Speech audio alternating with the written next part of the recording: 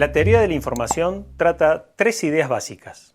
En primer lugar, la medida de la información. Como segundo punto, la capacidad de un canal de comunicaciones para transmitir información. Y por último, la codificación.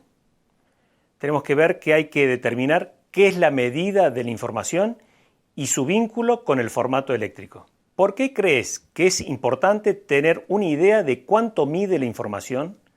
Conocer la medida de la información o números de símbolos binarios promedios que son necesarios para poder transmitir una información es esencial, porque ésta determinará si se puede o no transmitir esa información por un canal determinado. El ejemplo clásico que se puede tomar para estudiar la cantidad de información es el siguiente. Una persona necesita realizar un viaje, por lo tanto quiere saber cómo va a estar la meteorología en el momento en que vaya a realizar ese viaje. Hace un llamado telefónico al servicio meteorológico y recibe uno de los siguientes tres pronósticos. El pronóstico 1 dice que saldrá el sol. Este pronóstico tiene asociado una cierta cantidad de información 1 y una probabilidad de ocurrencia 1.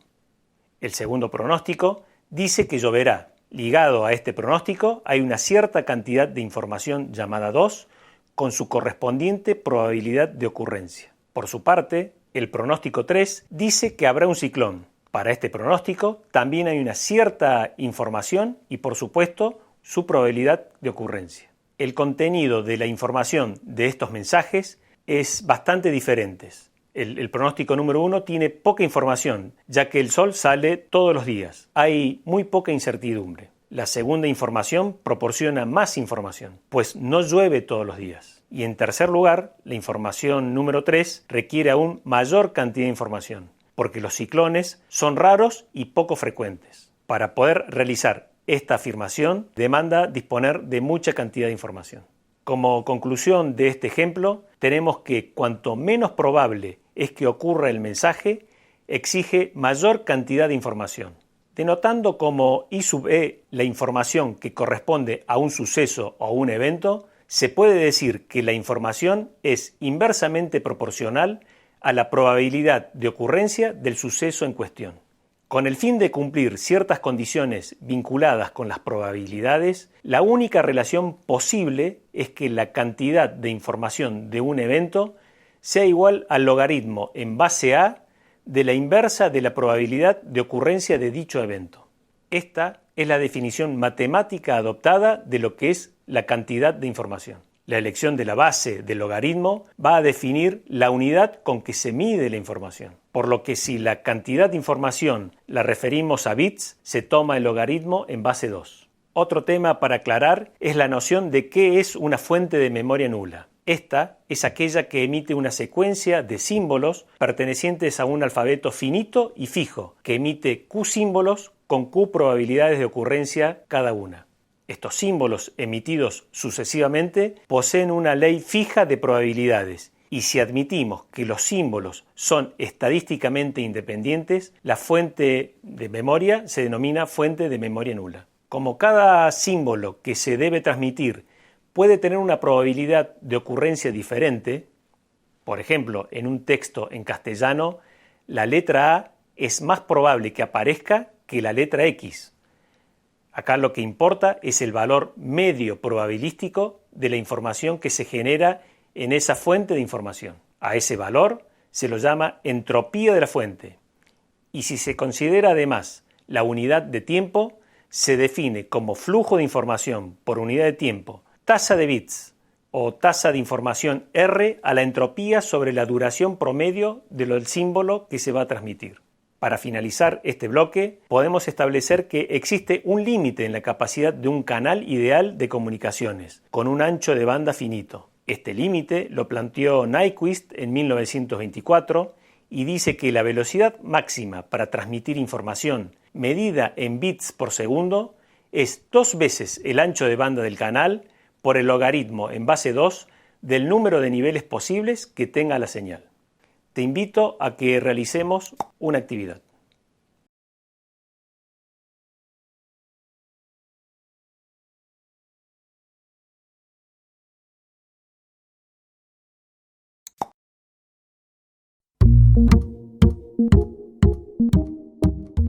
Durante el intervalo has estado trabajando en una actividad. En la pantalla ves una forma de cómo resolver esta actividad.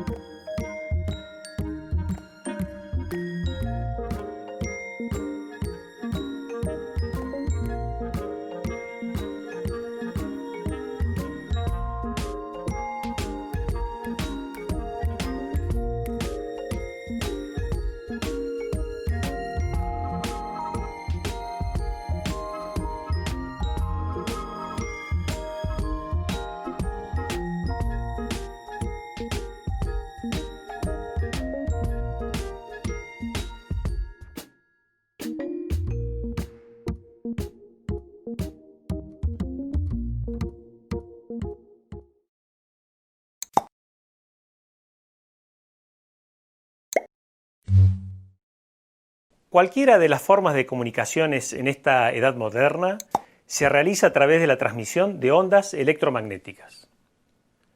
Una de las condiciones para poder transmitir es que la onda sea periódica y con una forma senoidal.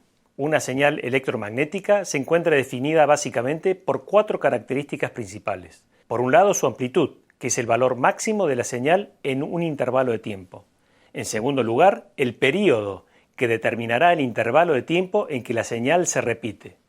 Su frecuencia, que es el número de veces que la señal se repite en un segundo o en una unidad de tiempo. Esta es la inversa del período. Y por último está su fase, que implica el intervalo de tiempo que va desde el instante inicial al primer punto donde la señal toma el valor 0. En este gráfico vemos una señal senoidal desplazada en primer lugar 90 grados y por debajo la misma señal desplazada en fase 180 grados. El segundo gráfico vemos la señal con una frecuencia determinada y por debajo de ella vemos la misma señal pero con una frecuencia 3 veces superior. El tercer gráfico nos indica cuál es la amplitud que tiene una señal senoidal a medida que va avanzando sobre el eje del tiempo. En términos generales, las estaciones no están continuamente transmitiendo, por lo tanto, es posible que el canal pueda ser repartido entre varios usuarios. Este es el concepto de qué es la multiplexación. La multiplexación es la técnica empleada en las comunicaciones mediante la cual en un canal de transmisión pueden convivir señales originadas por diferentes fuentes de información y cuyo destino son receptores diferentes. Existen diversas técnicas de multiplexación. La multiplexación por división de frecuencia, la multiplexación por división de tiempo y la multiplexación por división de códigos. La multiplexación por división de frecuencia es una técnica que consiste en dividir el espectro de frecuencia del canal de transmisión y desplazar la señal a transmitir dentro del margen de ese espectro, de tal forma que cada usuario tiene la posición exclusiva en su banda de frecuencias llamadas subcanales. Un claro ejemplo de esta técnica son las emisoras de radio o los canales de televisión. Por su parte, la multiplexación por división de tiempo es el tipo de multiplexación más utilizado en la actualidad, especialmente en los sistemas de transmisiones digitales. En ella, el ancho de banda total del medio es asignado a cada canal durante una fracción del tiempo total. La multiplexación por división de tiempo puede ser síncrona o asíncrona. En la multiplexación por división de tiempo síncrona, el ancho de banda se divide en la cantidad de canales que se deben multiplexar. Esos espacios de tiempo son asignados a cada uno de los canales, tengan algo para transmitir o no. La multiplexación por división de tiempo asíncrona, el ancho de banda es empleado únicamente por las estaciones que tienen información para transmitir. Por último, tenemos la multiplexación por división de códigos, que esta emplea una tecnología de espectro expandido y un esquema especial de codificación, por el que a cada transmisor se le asigna un código único. El receptor capta las señales emitidas por todos los transmisores al mismo tiempo, pero gracias al esquema de codificación puede seleccionar la señal de interés si es que conoce el código empleado. ¿Qué te parece si realizamos una actividad?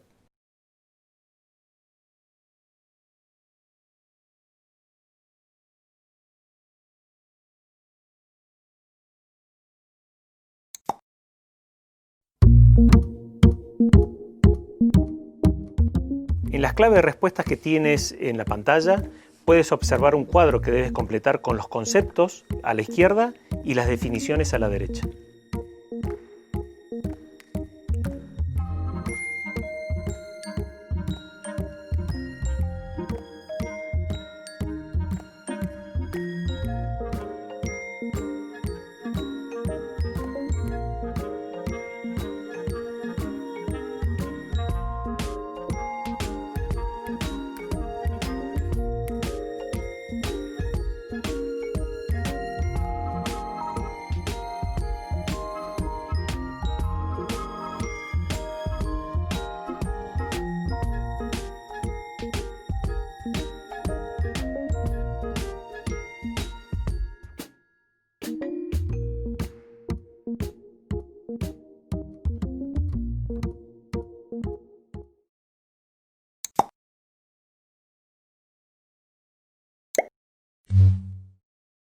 Habiendo visto ya algunos aspectos vinculados a la transmisión de información, en este bloque nos vamos a enfocar en un tema que es muy importante para las comunicaciones y que está enlazado con la señal que transporta la información y que se va degradando por distintos factores, conforme ésta viaja por el medio de transmisión.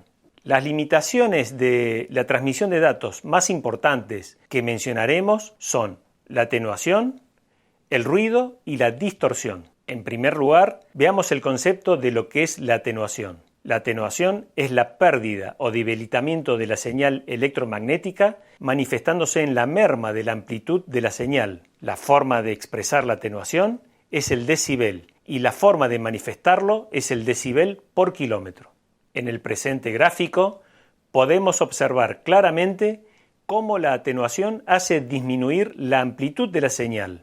Otro factor importante para la atenuación es la frecuencia de la señal, ya que ésta influye fuertemente en el debilitamiento de la onda de acuerdo al medio. Este atenúa algunas frecuencias más que a otras, y como una señal tiene componentes diferentes de frecuencias, esta además se distorsiona. Una forma de mitigar los efectos de la atenuación es incorporando repetidores o regeneradores intermedios. En el gráfico podemos observar un pulso original y una atenuación con distorsión. Luego, la amplificación de ese pulso distorsionado. En la parte inferior vemos las diferencias que hay entre el amplificador y el regenerador. Tenemos el pulso original y el pulso resultante, después de la atenuación y la distorsión. ¿Y cómo es el pulso regenerado? Otro de los factores que alteran la transmisión es el ruido. El ruido es una interferencia no deseada que se suma a la señal original. Algunas de esas interferencias pueden ser de origen desconocido. Inicialmente, podemos mencionar una clasificación de los diferentes tipos de ruido. Tenemos el ruido térmico producido por la agitación de los electrones, el ruido por intermodulación, cuando distintas señales comparten un mismo medio de transmisión, la diafonía o el acoplamiento inductivo y el ruido impulsivo. En el ejemplo que tenemos en el gráfico, podemos observar la presencia de ruido térmico, que es generalmente ruido impulsivo. Al muestrear los datos en el receptor, el ruido es suficientemente elevado para convertir un 1 en un 0 o viceversa. El ruido impulsivo provoca más daños en las transmisiones digitales que en las transmisiones analógicas. En este otro gráfico vemos que el ruido por intermodulación se produce cuando señales de distintas frecuencias están dentro del mismo medio. Esto en general produce una nueva señal que se suma o resta respecto a las frecuencias originales. Muchas veces esta intermodulación se provoca por el acoplamiento inductivo, es decir, cuando la componente magnética de una señal en un cable induce una componente eléctrica en el cable contiguo. Por último, tenemos la distorsión que se genera por componentes de distintas frecuencias de una señal determinada. La velocidad de propagación de una señal varía de acuerdo a su frecuencia. Por lo tanto, hay componentes de frecuencia de una misma señal que llegan antes al destino que otras componentes, distorsionando así la señal original. Te invito a que en estos 20 minutos realicemos una actividad.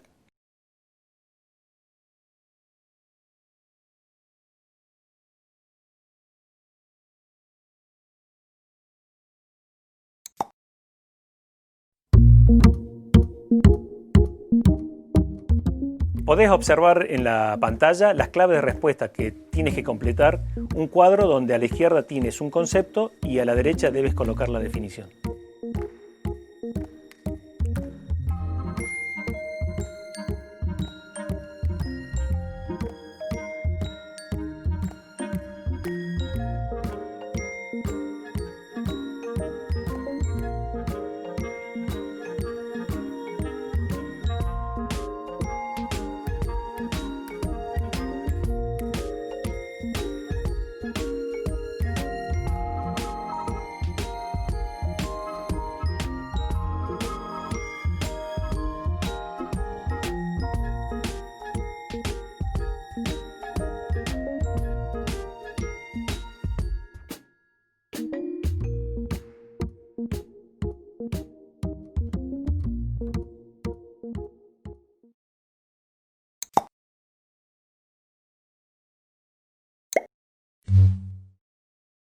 La pregunta para este bloque es ¿a qué llamamos problemática de la última milla? En las telecomunicaciones, por última milla, se refiere al tramo final de una línea de comunicaciones, ya sea telefónica, cable coaxial, fibra óptica o enlace por aire. Es decir, es la parte de las redes que conectan los usuarios finales, residenciales o corporativos, a las redes de las operadoras de telecomunicaciones. La red de acceso más extensa que existe en la actualidad sigue siendo la del cableado telefónico. En general, la última milla demanda mayores velocidades de transferencia de datos. Esto produjo una continua evolución en la aparición de nuevas tecnologías que cubren esta red de acceso. La ingeniería propone diversas alternativas empleando distintas técnicas para atender esta problemática. Así tenemos, por ejemplo, el ADSL, que es la tecnología más empleada por los clientes residenciales y pequeñas empresas. Esto es debido a que se aprovecha la red de acceso de cable de cobre de los operadores telefónicos, quienes actualmente se encuentran cambiando dicho tendido por conexiones de fibra óptica. Otra tecnología es el cable módem. En esta se emplean la red de televisión por cable y los abonados de un mismo sector deben compartir el ancho de banda de toda la señal a través de una única línea de cable coaxial. Las redes inalámbricas, mediante el acceso a través de WiMAX, que es una tecnología inalámbrica, desarrollado bajo el estándar de la IEEE 802.16, está pensada para la creación de redes metropolitanas inalámbricas y como acceso de tecnología de la última milla. El acceso a través de un satélite muchas veces es la única opción viable en distintos sectores, especialmente en regiones rurales, montañosas o difícil acceso, en las cuales no existe tendido de cable ni cobertura 4G de la telefonía celular. Otra forma poco rentable es emplear las líneas de potencia o PLC, es decir, aquellas que utilizan las líneas de transmisión de energía eléctrica convencional para transmitir las señales con propósitos de comunicaciones. A nivel residencial, nos enfocamos en el empleo de una tecnología en particular, que se llama línea de abonado digital asimétrica o ADSL. Esta tecnología emplea un estándar subyacente, conocido como modulación multitono discreto o DMT. Este tipo de modulación expande las bandas de frecuencia utilizadas en las redes telefónicas, facilitando las comunicaciones de datos digitales a altas velocidades, multiplexando en frecuencia distintas bandas. En el gráfico podemos observar que en un espectro de frecuencia determinado, las frecuencias más bajas muestran la banda de frecuencia propia de la telefonía convencional. A posterior tenemos las bandas de frecuencias de subida y por último la banda de frecuencias de bajada de ADSL. El usuario se conecta a la red a través de un módem ADSL. Este envía los bits sobre el bucle de abonado de la empresa de telefonía a un dispositivo que se llama DSLAM o multiplexor de línea de abonado digital, el cual se encuentra en la primera oficina local de la compañía telefónica. El DSLAM es quien separa los datagramas IP de las señales de telefonía e introducen estos datagramas en una red de proveedor de servicios de Internet, para así llegar a cualquier destino dentro de esa red. En general, ADSL pertenece a una familia de tecnologías que se llama XDSL. La tabla adjunta, entre otra información, establece la tecnología, si la comunicación es simétrica o no, o sea, si la velocidad de subida de los datos es igual a la velocidad de bajada de los datos. Te invito a que hagamos una actividad integradora.